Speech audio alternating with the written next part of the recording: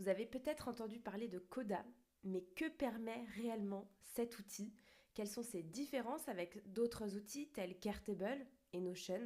Je vous propose un aperçu en 5 minutes pour vous donner une idée plus claire de ce qu'est Coda. Alors rapidement, avant de commencer, une présentation. Moi, c'est Élise, fondatrice de l'agence Tarabiscodé. Je suis spécialiste dans l'organisation, en particulier sur l'outil donc Coda.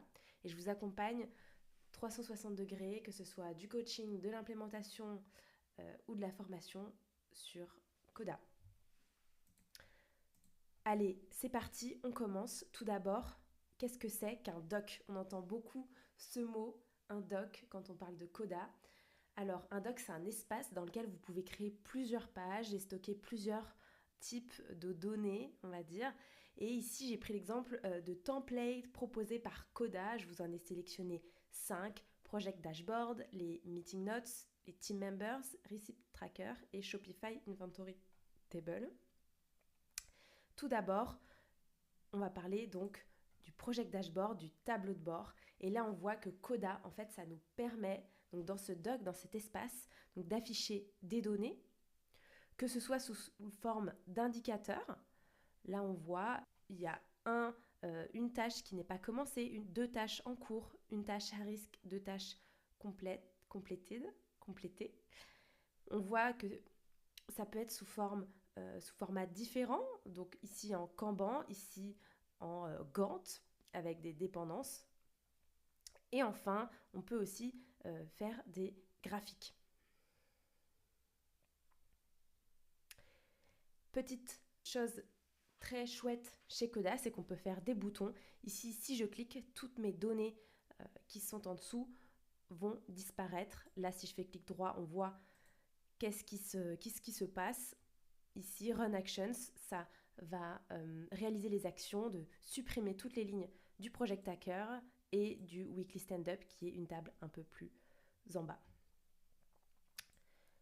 Autre chose qui est possible de faire avec Coda, on voit qu'il manie très bien les chiffres, les indicateurs, un peu comme Airtable, mais qui manie aussi très bien les notes, un peu comme Notion. Donc là, on peut avoir nos notes de la semaine et quand on ouvre, voilà, on a une page de détails et on a nos notes. On peut mettre des images, des embeds, des checkbox, les cocher au format que l'on veut. Bien sûr, ce layout-là, cette mise en page peut être changée à notre guise. Ensuite, on voit ici une autre mise en page qui est la galerie.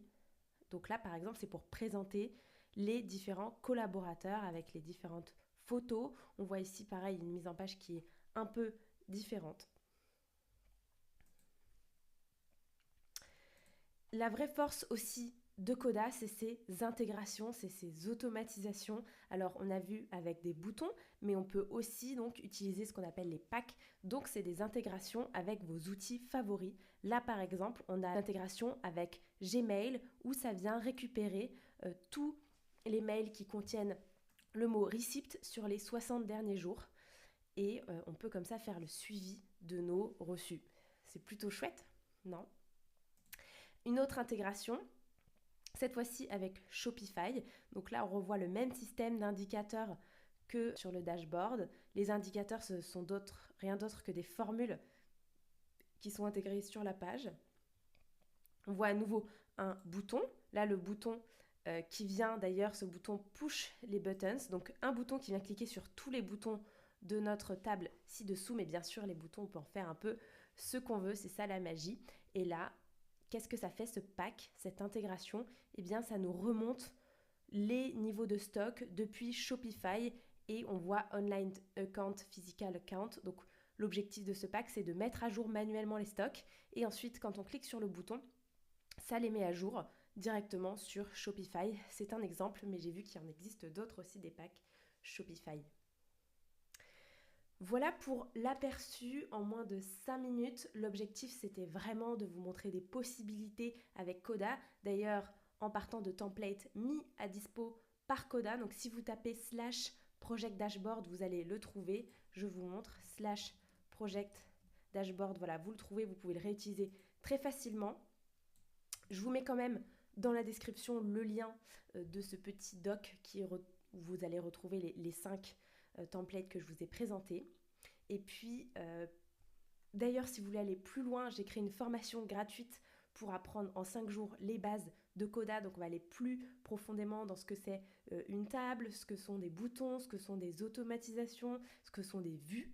N'hésitez pas donc à vous inscrire gratuitement. C'est pareil dans la description pour rejoindre la formation gratuite.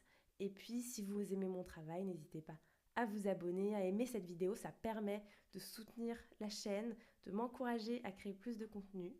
Et puis à bientôt dans une prochaine vidéo.